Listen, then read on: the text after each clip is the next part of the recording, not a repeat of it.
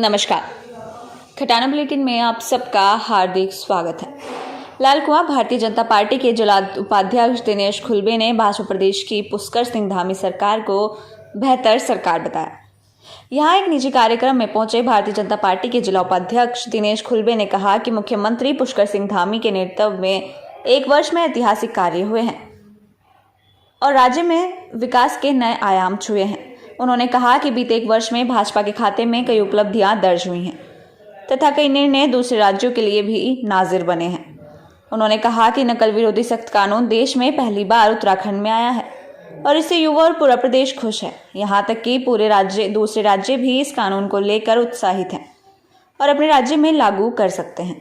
वहीं उन्होंने कहा भ्रष्टाचार के खिलाफ भाजपा की जीरो टॉलरेंस की नीति का भी पूरी पारदर्शिता के साथ अनुपालन किया गया है। कठोर धर्मांतरण कानून हो या समान नागरिक आचार संहिता का कानून, उनकी बेहतर पहल है। उन्होंने कहा कि महिला क्षैतिज आरक्षण और आंदोलनकारियों को आरक्षण बड़ी उपलब्धि है।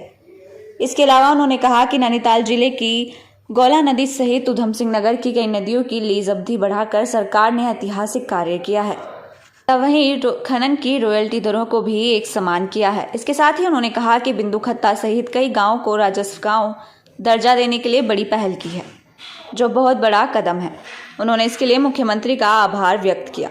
जिस तरीके से प्रदेशवासियों में एक उत्साह का वातावरण बना है, यही इस बात का पैमाना है कि प्रदेश सरकार जन अपेक्षाओं पर खरी उतर रही है। आपको पता होगा, नकल विरोधी जो कानून बना, यानी कि पेपर लीक हो जाता था, इस तरीके के माफिया जो पेपर को लीक करके अपना पैसा कमाते थे और पढ़ने वालों का भविष्य बर्बाद करके नहीं पढ़ने वालों को पास करवाते थे, ऐसे लोगों के लिए उम्र कैद तक की सजा का प्रावधान किया है। साथ में 80 लोगों की अभी तक गिरफ्तारी हो गई है।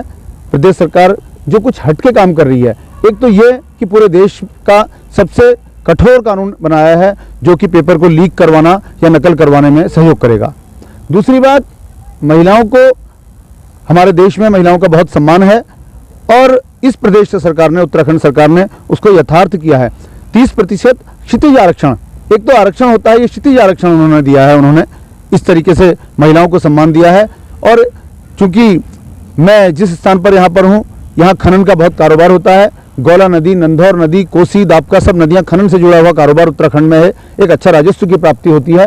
पहली बार ऐसा हुआ होगा कि नदियाँ बंद होती उससे पहले ही सरकार ने अपनी औपचारिकताएं पूरी करके 5 साल के लिए उनकी लीज को न सिर्फ बढ़ाया, बल्कि पहली बार ऐसा भी हुआ होगा कि खनन कारोबार से जुड़े हुए लोगों की एक मांग थी कि रॉयल्टी ज़्यादा है, इस रॉयल्टी को कम किया जाए।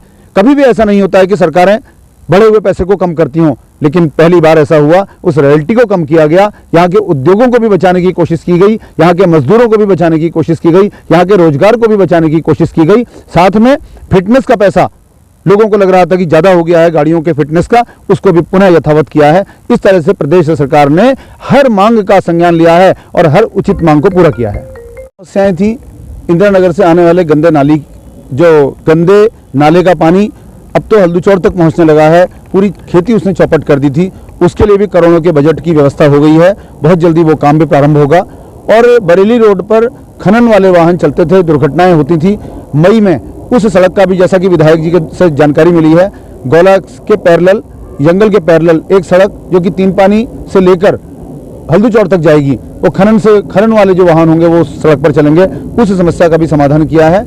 और विधायक जी का जहाँ तक है, पूरे तरह से, चाहे वो सोलर फेंसिंग का मामला हो, जंगली जानवरों के द्वारा जो फसल को नुकसान पहुंचाया जा रहा था उसका मामला हो, ये चिकित्सा संबंधी मामले हों, किसी भी मामले पर वो तत्पर लगे हुए हैं। और मेरा सोचना यह है कि जितना काम हमारे इस विधानसभा के लाल कुआं के विधायक डॉक्टर मोहन सिंह बिष्ट कर रहे हैं, इससे ज्यादा काम की अपेक्षा एक व्यक्ति से नहीं की जा सकती है, मेरा ऐसा मानना है। देखिए, एक कदम ये भी बढ़ा है, राजस्व गांव बढ़ने की ओर एक कदम आगे बढ़े हैं। वर्षों से कांग्रेस की सरकार रही, अन्य सरकार रही, एक समस्या बनी थी, विद्युतीकरण नहीं हो पा रहा था, लेकिन आज सामान्य दरों पर विद्युतीकरण का कार्य प्रारंभ हुआ है। एक तरह से ये इस बात का संकेत है कि आने वाले समय में बिंदु खत्ता राजस्व गांव बनेगा इस बात से कि जन आकांक्षाओं, जन सहयोग से और विधायक जी के, हमारी प्रदेश की सरकार के इसके सहयोग से, और प्रदेश सरकार इस पर चिंतित है। इस बात का भी ये प्रमाण है कि यहाँ विद्युतीकरण कम दरों पर प्रारंभ हुआ है। राज्य सरकार को बहुत बहुत बधाई है। आदरणीय पुष्कर सिंह धामी जी दूसरी बार इस राज्य के मुख्यमंत्री बने हैं। पूरे प्रदेश में एक खुशी का वातावरण है। सामान्य व्यक्ति भी मुख्यमंत्री जी से मिल सकता है। कुछ लोग भी, कोई लोग भी अपनी समस्याओं को प्रदेश सरकार तक, प्रदेश के मुख्यमंत्री जी तक पहुंचा सकते हैं और उन समस्याओं का निश्चित रूप में निराकरण हो रहा है, उनका संज्ञान लिया जा रहा है और इस तरीके से जनता की बात को सुना जा रहा है। विधायक जी का जहां तक प्रश्न है, विधायक जी, मुझे तो यह नहीं लग रहा है कि सोते कब होंगे। वो रात के 12 बजे हों तब वो काम पे दिखते हैं, सवेरे 6 बजे 7 बजे की बात करो तब वो काम पर दिखते हैं, कब वो नहाते हैं, कब वो कपड़े धोते हैं, कब वो लोगों के बीच में समस्याओं में पहुंचते हैं। हर समस्या को गंभीरता से लेते हुए तक उन्होंने प्रदेश सरकार के मंच पर पहुंचाया है, उन्होंने मुख्यमंत्री जी के पास तक उस समस्या को पहुंचाया है और मुख्यमंत्री जी ने भी संज्ञान लेकर उनका लगातार निराकरण किया है। वहीं उन्होंने कहा कि क्षेत्रीय विधायक डॉक्टर मोहन सिंह बिष्ट द्वारा भी लगातार विधानसभा क्षेत्र में विकास कार्य कराए जा रहे हैं। उनके द्वारा गांव-गांव सड़कों का जाल बिछाया जा रहा है। उन्होंने कहा कि बिंदु खत्ता की विद्युत कनेक्शन की समस्या भी क्षेत्रीय विधायक डॉक्टर मनमोहन सिंह बिष्ट के प्रयासों से दूर हुई है। इसके लिए उन्होंने विधायक डॉक्टर मोहन सिंह बिष्ट का भी आभार जताया।